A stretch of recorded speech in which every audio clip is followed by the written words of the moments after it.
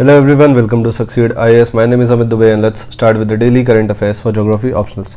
First article Nipah virus के ऊपर। Nipah virus का एक केस मिला है कोझिकोडे केरला में एंड एक 12 इयर्स की लड़के की डेथ हो गई है एंड इसलिए न्यूज में है कि वैसे ही हम लोग कोविड से अफेक्टेड है तो यहाँ पे नीपा वायरस का भी एक सिचुएशन क्रिएट हो सकता है, इसलिए यहाँ पे एडमिनिस्ट्रेशन बहुत एफर्ट ले रही है कि इसके ओरिजिन को ट्रेस किया जा सके। यहाँ पे देखिए ज्योग्राफी ऑप्शनल के लिए जैसे डेमोग्राफिक ट्रांजिशन थ्योरी है, सिमिलरली एक आपका एपिडेमियोलॉजिकल ट्रांजिशन थ्योरी है एंड ये जो आपका एपिडेमियोलॉजिकल ट्रांजिशन थियरी है ये डील करता है पॉपुलेशन पैटर्न के चेंजेस में, जैसे डेमोग्राफिक ट्रांजिशन करता है। सिमिलरली जो चेंजेस इन पॉपुलेशन पैटर्न है ये उससे कंसर्न्ड है, बट इस थियरी में इनका कंसर्न जनरली डिजीज से रिलेटेड है कि how diseases affect fertility rates, mortality rates and life expectancy. And ये थियरी आपके सिलेबस में डायरेक्टली मेंशन नहीं है, जैसे डेमोग्राफिक ट्रांजिशन थियरी आपको पता है कि सिलेबस में डायरेक्टली मेंशन है एंड बहुत इंपॉर्टेंट थियरी है। Similarly epidemiological transition theory directly mention नहीं है, बट लास्ट 1.5-2 साल से कोविड, जन अब नीपा वायरस या डिफरेंट टाइप के जो पैथोजेंस आ रहे हैं, वायरसेस आ रहे हैं जैसे इबोला, जीका, अब ये जो नया ट्रेंड चल रहा है नए वायरसेस का, इसलिए आपका ये जो एपिडेमियोलॉजिकल ट्रांजिशन थियरी है ये इंपॉर्टेंट हो जाता है एंड एग्जाम में डायरेक्टली भी आ सकता है और डायरेक्टली नहीं भी आया। डिजीजेस के ऊपर अगर कोई क्वेश्चन आया कि जो रिसेंट ट्रेंड्स देखे गए डिजीजेस में, how it affects the population patterns, how it affects the demographics,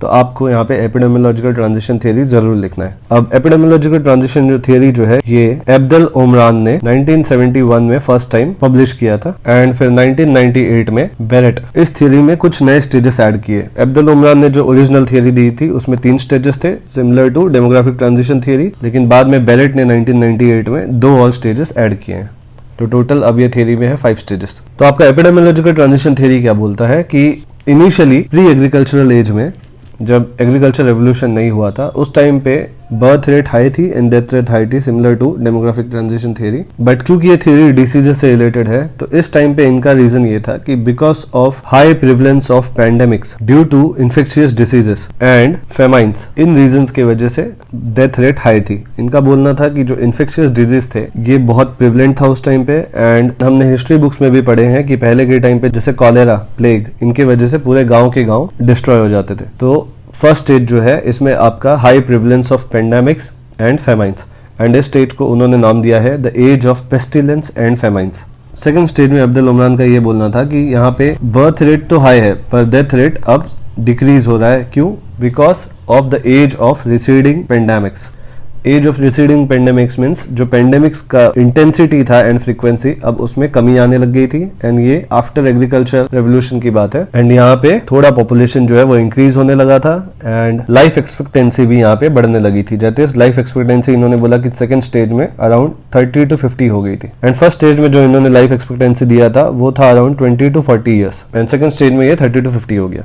वैसे ही थर्ड स्टेज को इन्होंने नाम दिया age of degenerative diseases and man made diseases. Now what is degenerative diseases?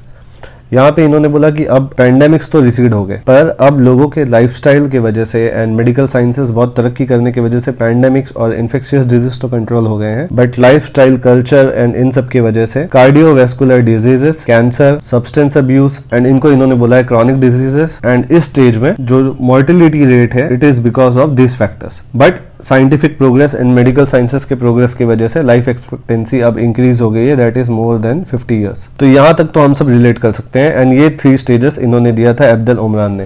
Then बेरेट ने 1998 में 2 और स्टेजेस ऐड किए थे। फर्स्ट इन्होंने ऐड किया था age of declining cardiovascular mortality, ageing and emerging diseases. अब जो ये स्टेज है इसमें ये बोलते हैं, बेरेट बोलते हैं कि धीरे धीरे लोग अपने डाइटरी पैटर्न्स में शिफ्ट लाते हैं एंड अच्छी डाइटरी पैटर्न होने की वजह से अब कार्डियोवैस्कुलर डिजीजेस का इंटेंसिटी एंड फ्रीक्वेंसी कम हो जाता है, बट एजिंग की वजह से अब एजिंग रिलेटेड जो डिसऑर्डर्स है वो ज्यादा आने लग गए हैं एंड अब जो मोर्टिलिटी होगी वो इस रीजन से होगा एंड फर्टिलिटी रेट अब इस एज में धीरे धीरे कम हो चुका है क्योंकि लाइफ एक्सपेक्टेंसी लोगों की बढ़ गई है। तो एजिंग रिलेटेड डिजीजेस से इनका बोलना ये है, जैसे फर्स्ट क्योंकि आप अब मेडिकल साइंसेस बहुत बढ़ गए हैं, नए नए मेडिसिन आ गए हैं, तो अब एजिंग रिलेटेड डिजीजेस में आपको जैसे होगा मल्टी ड्रग रेजिस्टेंट डिजीजेस, जैसे हमने सुना है drug resistant TB, multi drug resistant TB, ये बहुत डेंजरस लेवल की टीबी होती है बिकॉज जो बेसिक एंटीबॉडीज हैं वो अब इफेक्टिव नहीं रहे एंड आपकी बॉडी उसको रेजिस्टेंट डेवलप कर चुकी है and hence drug resistant diseases. Then नए pathogens like Ebola, Zika, corona virus, नए म्यूटेशंस, इन सब की वजह से यहाँ पे डिजीजेस आएंगे। एंड ये डिजीजेस इसलिए आएंगे क्योंकि यहाँ पे ह्यूमन इम्यूनिटी जो है उसको ये ओवरकम कर लेंगे ये डिजीजेस, एंड हेंस इस एज में प्रिवलेंस होगा इन चीजों का। तो इसलिए ये न्यूज आपका इंपॉर्टेंट है। यहाँ पे आप देख सकते हैं कि नीफा वायरस आया है, तो वो इस एज से रिलेटेड है जो बेरेट का आपका फर्स्ट स्टेज दिया गया है, that is age of declining CVD, that is cardiovascular diseases, mortality, ageing and emerging diseases. And last stage इन्होंने जो दिया था फिफ्थ स्टेज, उसका नाम है the age of aspired quality of life with persistent inequalities.